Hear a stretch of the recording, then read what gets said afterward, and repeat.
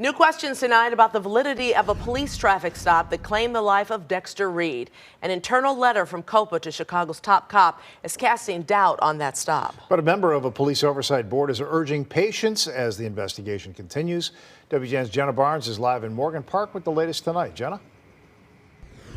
Yeah, Ray and Micah, the impact of this shooting is reaching all across the city. And tonight here in Morgan Park at an unrelated police community meeting, the message was don't jump to conclusions, even as the head of COPA raises concerns about the basis of that traffic stop.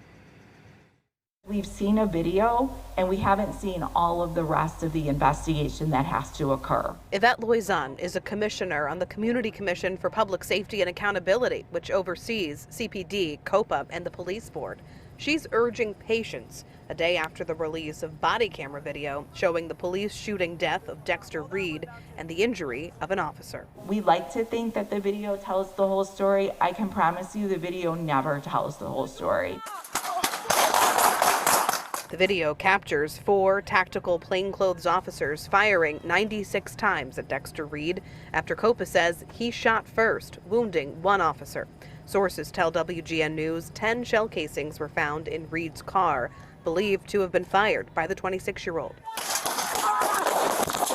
The officers stopped Reed, COPA says, because he wasn't wearing a seatbelt. But in this newly obtained memo from COPA to Chicago Police Superintendent Larry Snelling sent last week, COPA's chief administrator raises her concerns about the validity of the stop, writing, "The available evidence calls into question the veracity of this account. Specifically, COPA is uncertain how the officers could have seen this seatbelt violation given their location relative to Reed's vehicle and the dark tints on the vehicle windows." Reed's name has been redacted from that memo.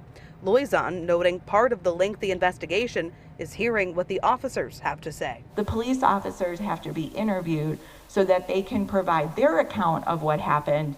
To the best of my knowledge, none of those officers have been interviewed to date. Governor J.B. Pritzker Wednesday calling the shooting tragic. I think we're going to have to see a full investigation, and I hope that that'll be done very quickly so that we can figure out what, if any, changes need to be made. The goal is to ensure that there's an independent evaluation by multiple layers of accountability bodies so that, hopefully when it's all said and done, we've gotten it right.